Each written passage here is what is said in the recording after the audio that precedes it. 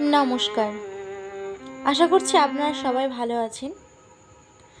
আজকে আমি আপনাদের কাছে যে বিষয়টা নিয়ে আলোচনা করছি, বিষয়টা কিন্তু খুবই গুরুতর।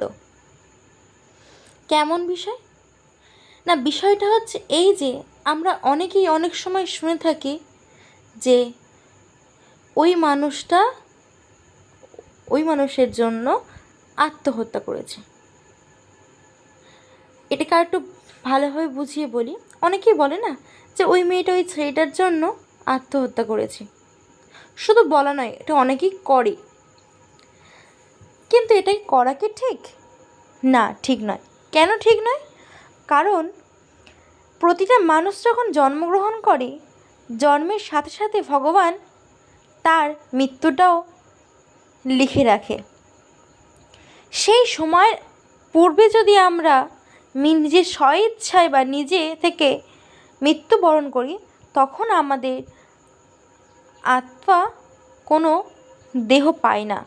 তখন তারা এই শূন্যে বিচরণ করে এবং বিভিন্ন প্রকার কষ্ট দুঃখ ভোগ করে।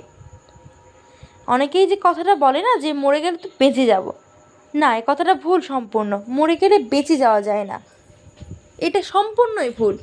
মরে গেলে আরও কষ্ট ভোগ করতে হয়।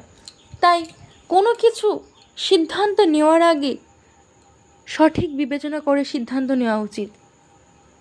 হ্যাঁ, হয়তো আপনারা অনেকেই বলবেন যে না, সেই সময় সেই মানুষটা সেই কষ্টের মধ্যে থেকে যায়, তাই তার কাছে মনে হয় যে এটা শ্রেয়। না, এটা কখনো শ্রেয় হতে পারে না। কোনো মানুষের কাছে মৃত্যুর শ্রেয় নয়।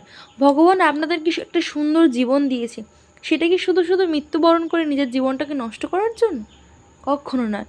এই পৃথিবীতে অনেক কিছু আছে যেগুলো আমাদের অজানা।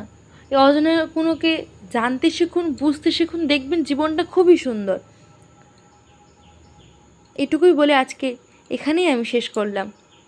ভালো লাগলে সাবস্ক্রাইব করে দেবেন এবং আপনাদের মন্তব্য জানাতে আমাকে অবশ্যই কমেন্ট করবেন।